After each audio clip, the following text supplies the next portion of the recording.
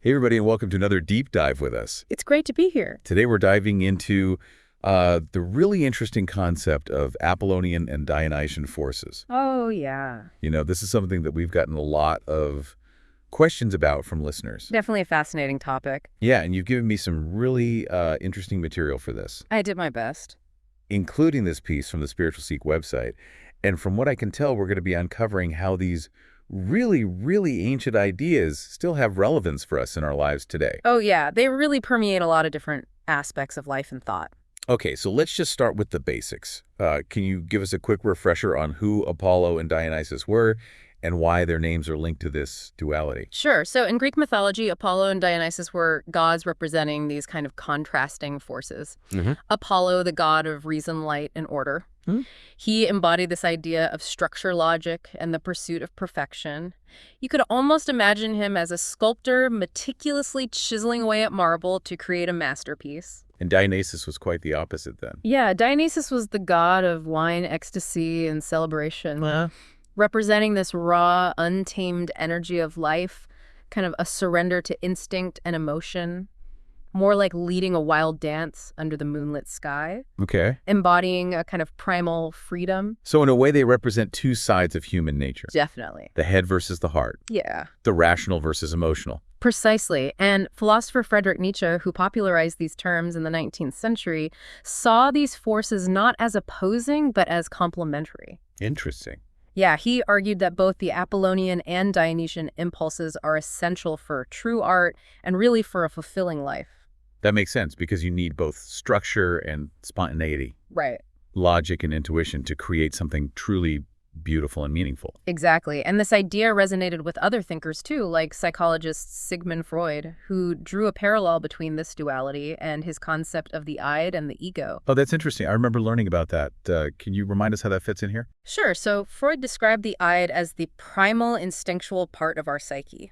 Driven by pleasure and immediate gratification, it's that impulsive child within us that wants what it wants when it wants it, aligning closely with that Dionysian energy. So very Dionysian. Yes, very Dionysian. And the ego is the more rational, controlling part of our personality, the one that's constantly trying to keep the id in check Exactly. and make sure we're functioning in society. You get the ego operates on the reality principle. Okay. It mediates between the id's desires and the constraints of the external world. It's that voice of reason trying to make sensible decisions and plan for the future. So you could say it's more aligned with the Apollonian side. More Apollonian, trying to create order out of chaos. Yeah, bringing that structure. So Freud was basically saying we need both the wildness of the id and the control of the ego to be psychologically healthy. Just like Nietzsche argued that we need both the Dionysian and Apollonian for true art. Exactly. It's not about suppressing one side or the other, but finding that harmonious balance between these two fundamental forces within us. And the article from the Spiritual Seek dives deeper into the spiritual symbolism of these forces, suggesting that the Dionysian soul is about surrendering to the flow of life.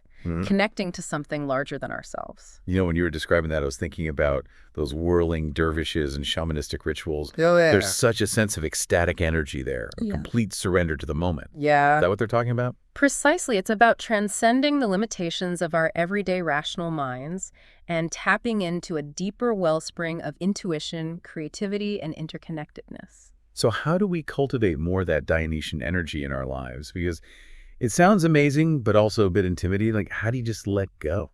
That's a great question, and it's something that takes practice and intention. The article suggests that things like meditation dance and spending time in nature can help us connect with our Dionysian side. Yeah, I can see how those activities could help us quiet the mental chatter and tap into something more primal. Exactly. Creating space for those intuitive, creative impulses to emerge, allowing ourselves to be moved by something larger than our own limited perspectives. So important. But remember, it's the Apollonian spirit is just as vital. It's what helps us ground those ecstatic experiences, giving them form and meaning. So it's about that interplay again. The Dionysian expands our consciousness, connects us to the flow, and the Apollonian helps us integrate those experiences into our lives. That's a beautiful way to put it. It's like the Dionysian energy is the wild, untamed river, and the Apollonian is the skilled boatman who navigates its currents. I love that analogy. Yeah. So we need both the wildness of the river and the skill of the boatman to really experience the journey. Precisely. And this idea of finding balance between seemingly opposite forces is not unique to Western thought. Yeah, you're right. This reminds me a lot of the Eastern concept of yin and yang, Right. where seemingly opposite forces are actually complementary and interdependent. That's a great connection, the yin, with its darkness receptivity and association with the feminine aligning with the Dionysian, while the yang with its light activity and association with the masculine aligning with the Apollonian. So it's the same idea. Neither can exist without the other. Right. It's about finding that sweet spot of harmony between these seemingly opposite forces. Yeah. But where does this duality show up in our everyday lives? Besides, these extreme examples of whirling dervishes and ancient Greek gods. Well, one area where this duality plays out really vividly is in our relationships. Oh, interesting. As you were describing this, I was thinking about my own relationships. Do you think most people are even aware of how these forces are influencing their interactions with others? I think it's something that often operates beneath the surface, but it definitely has a profound impact on how we relate to one another. Okay. Think about it. We all have both of these forces at play within us, and that inevitably influences our communication styles, our needs, and our expectations in our relationships. So how do these forces actually manifest in our relationships? What would a Dionysian relationship look like compared to an Apollonian one? Imagine a Dionysian relationship as this passionate dance, Okay. full of spontaneity, intense emotions, and a deep connection that transcends the ordinary. There's a sense of adventure and a willingness to surrender to the unknown. So I can see how that could be both incredibly enriching, but also potentially lead to some fireworks in a relationship. Absolutely. In a healthy Dionysian relationship, that passion translates into deep emotional intimacy, Yeah. a shared sense of adventure, and a willingness to explore new experiences together. It's about embracing spontaneity, celebrating each other's individuality, and allowing the relationship to unfold organically. That sounds amazing. Yeah. But I could also see how that intensity could lead to conflict if it's not balanced with some Apollonian energy. You're exactly right. That's where the Apollonian side comes in, providing a sense of structure, stability, and communication in an Apollonian relationship. There's a strong emphasis on clear communication, shared values, and a commitment to working through challenges together. So it's like having a really solid foundation that can withstand the occasional earthquake of passion. Precisely, the Apollonian energy helps to ground the relationship, providing a sense of security and predictability that allows that Dionysian energy to flourish without leading to chaos. Okay, so then what would an Apollonian relationship look like in practice? An Apollonian relationship might be characterized by open communication, mutual respect, and a sense of stability. Think of a couple who enjoys spending quiet evenings together, discussing their day planning for the future, and consistently showing up for each other with reliability and care. That sounds lovely, but could it also become a bit too predictable, even lacking that spark of spontaneity that the Dionysian energy brings? That's certainly a possibility if the Apollonian side becomes too dominant. A healthy relationship needs a balance of both. So it's not about being one or the other. Right. It's about finding that sweet spot where both forces can coexist and complement each other. Exactly. The key is recognizing the strengths and weaknesses of both the Apollonian and Dionysian energies and finding ways to integrate them in a way that works for both partners. So that makes sense, but what happens when there's an imbalance? Like, what if one partner is super Dionysian and the other is very Apollonian? Could that lead to conflict? It certainly could. Imagine a Dionysian partner craving spontaneous adventures and intense emotional expression, while their Apollonian partner prefers planned outings and calm, rational discussions. Yeah, I can see how that could create some friction. So how do couples navigate those differences? How can they find that balance when their natural inclinations are so different? Well, the first step is awareness. Recognizing that these forces are at play can help couples understand their own needs and appreciate the needs of their partner. So it's about understanding that your partner isn't trying to be difficult. Exactly. They're just operating from a different energy. Exactly. And once you have that understanding, you can start to communicate more effectively and find ways to compromise. So maybe the Dionysian partner could encourage their Apollonian partner to be a little more spontaneous, while the Apollonian partner could help their Dionysian partner with planning and organization. Precisely. It's about finding ways to meet each other's needs without sacrificing your own. And sometimes that means stepping outside of your comfort zone and embracing a bit of that other energy. It's making me think about all the different relationships in my life. I bet you're starting to see these forces at play in your own life, too. Where are you noticing them? Well, to be honest, I'm seeing those Apollonian and Dionysian forces everywhere now.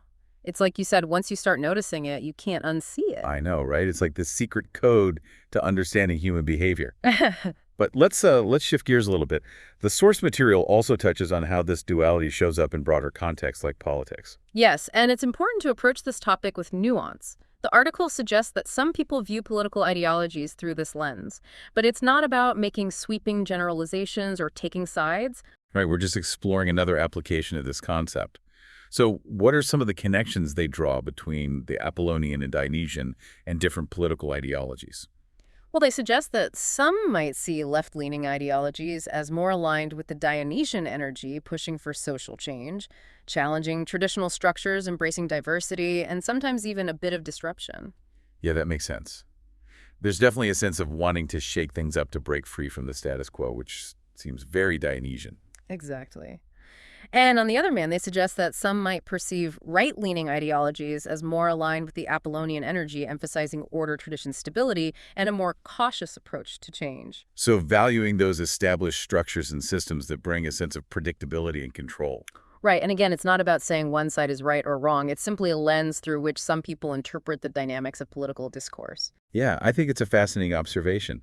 It kind of reframes the way we see those left versus right debates. Maybe instead of viewing it as a battle between two opposing sides, we can see it as this tension between these two fundamental human impulses, the urge to create and the need for order. That's a really insightful way to look at it. And perhaps by recognizing these underlying forces, we can have more productive conversations about our political differences. Yeah, maybe instead of trying to defeat the other side, we can focus on finding that balance point, that sweet spot where both the Dionysian and Apollonian can contribute to a healthy society. Exactly. It's like what we were talking about with relationships. It's not about eliminating one side or the other, but about finding ways to integrate them. We need both the creative energy of the Dionysian to challenge outdated systems, A and D, that Apollonian focus on structure in order to ensure stability and progress. I love how this concept applies to so many different aspects of life. It really is a powerful framework for understanding ourselves and the world around us. It certainly is. And speaking of different aspects of life, the article also touches upon the connection between this duality and masculine and feminine energies. Oh, yes. And I know we need to be really careful here because we're not talking about traditional gender roles or making assumptions about people based on their gender identity. Absolutely. This is about understanding these energies as archetypes that exist within all of us regardless of our gender. It's about recognizing the interplay of these forces within our own individual psyches. So what are they referring to when they talk about masculine and feminine energies in this context? They suggest that masculine energy in this archetypal sense is associated with action assertion, outward focus, and a drive towards achievement and individual expression. It's like that drive to create, to build, to make a mark on the world. Exactly. And they associate feminine energy in this archetypal sense with qualities like nurturing receptivity, intuition connection, and an inward focus on emotional and spiritual well-being. So that nurturing, empathetic energy that fosters relationships and creates a sense of harmony. Precisely. And again, it's not about saying men are masculine and women are feminine. It's about recognizing that these energies exist within all of us, and we can learn to tap into both as needed. So we all have that inner warrior and that inner nurturer, that drive to achieve, and that capacity for deep connection. And it's about finding that balance, right? You got it. It's about recognizing which energy might be dominant for you at any given time and learning how to access the other energy when needed. I'm curious, how do you see these masculine and feminine energies playing out in your own life? Well, I think in my work, I definitely tap into that masculine energy of focus analysis and clear communication. But in my personal life, I find myself drawn to activities that nurture my feminine energy, like spending time in nature, connecting with loved ones, and exploring my creativity through art and music. That makes sense. Yeah. And for me, I think I naturally lean towards that feminine energy of empathy and connection. But I'm also learning to embrace my masculine energy when it comes to setting boundaries, advocating for myself, and pursuing my goals with more confidence.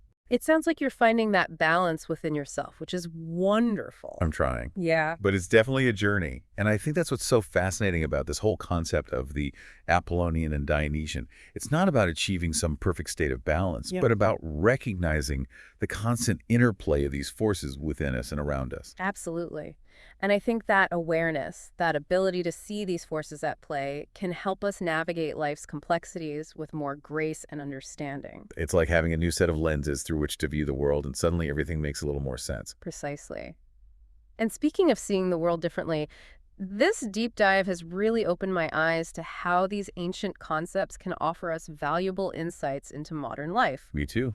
It's Yeah. like we've uncovered this hidden treasure of wisdom that's been passed down through generations. And the best part is that it's a treasure that's available to all of us. We all have the capacity to tap into these forces and learn from them.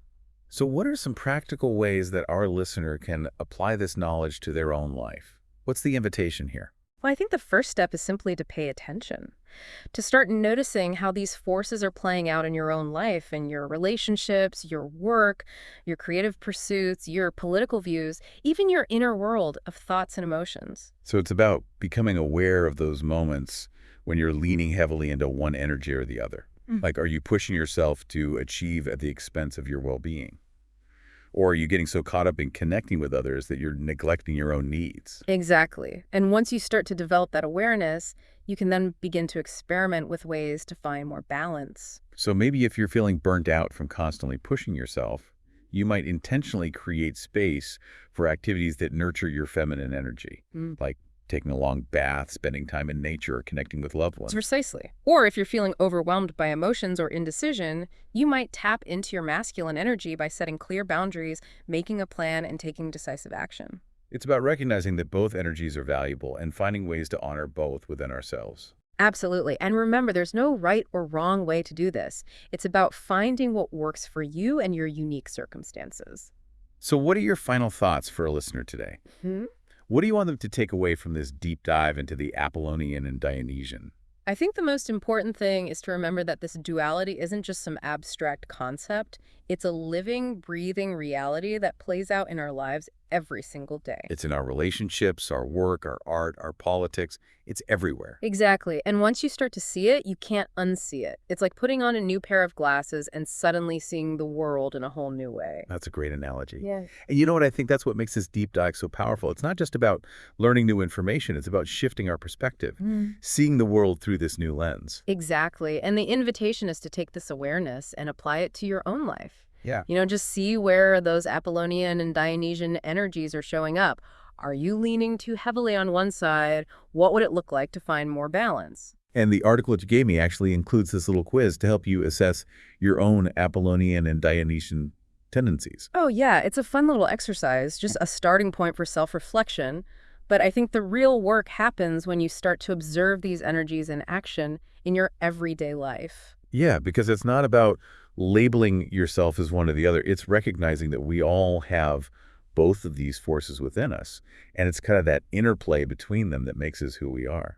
Absolutely. And the more we understand those forces, the more skillfully we can navigate all the complexities of our inner and outer worlds. It's like having this secret map for understanding ourselves and other people a little bit better. I love that. It's like we've been given this key to unlock a deeper level of self-awareness and understanding. Well, I feel like we've really unpacked a lot in this deep dive. It's been so fascinating to explore how this ancient concept is still so relevant to our lives today. Me too. Yeah. It's amazing how these ideas, passed down through centuries, can offer us such profound insights into the human experience. And I think that's the beauty of knowledge, isn't it?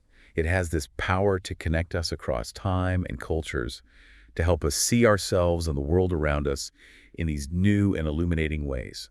Beautifully said. And on that note, I think we've reached the end of our deep dive for today. But the journey of exploration doesn't end here. Yeah. We encourage you to keep thinking about this duality, keep observing it in your own life, and keep seeking that balance within yourself. And if you're out there and you find yourself craving a little more Dionysian energy, just put on some music and dance like nobody's watching. Or if you need a bit more Apollonian structure, make a list, set a timer, and get organized. It's all about finding what works for you. Exactly. So until next time, keep exploring, keep questioning, and keep diving deep. Happy diving, everyone.